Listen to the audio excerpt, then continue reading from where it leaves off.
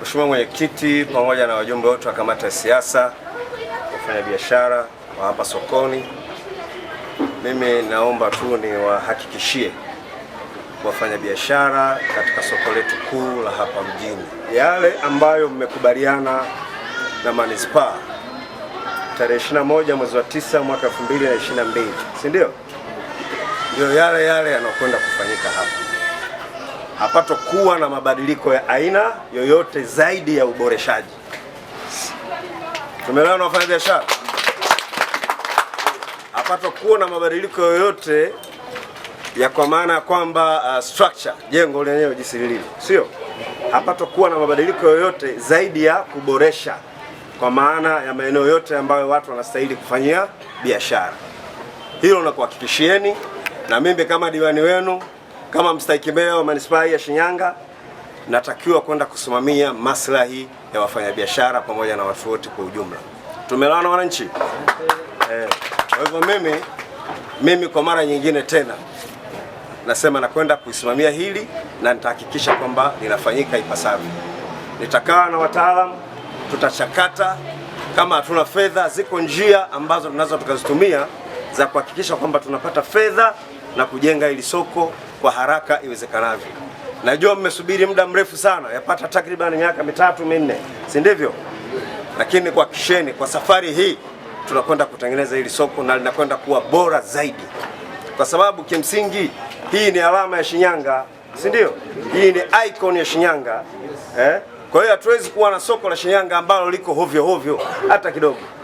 Tutahakikisha kwamba tunakwenda kulijenga vizuri na katika kwa kujali maslahi ya wafanyabiashara pamoja na manispaa kiujumla.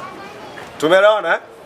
Kwa hiyo niwatoe hofu, niwatoe wasiwasi, sisi pamoja na wataalamu, kwa maana kwamba mimi sisi madiwani pamoja na wataalamu tutashauriana vizuri na tutahakikisha kwamba tunapata fedha kwa ajili ya kuhakikisha kwamba hili soko tunalikamilisha kwa wakati.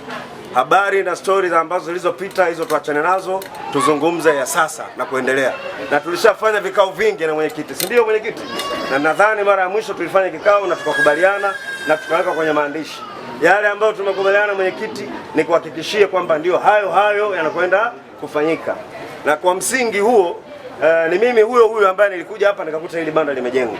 Na mimi huyo ndio nilioamrisha kwamba tusiendelee. Wala sio mtu mwingine.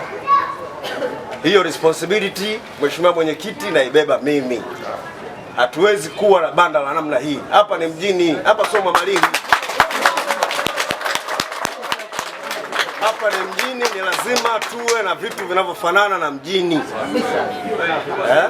Lazima tuwe na mabanda, lazima tuwe na soko ambalo linafanana na mjini, lenye facilities zote zinazohitajika.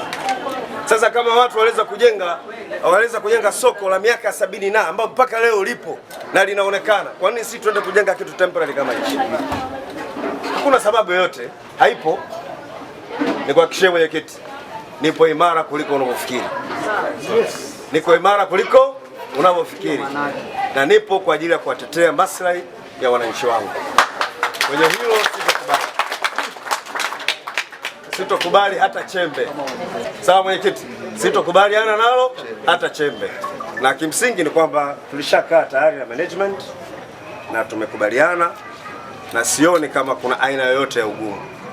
Ninaamini kupitia kikao hiki pia itakuwa chachu ya kupushi jambo hilo liweze kwenda kwa haraka zaidi.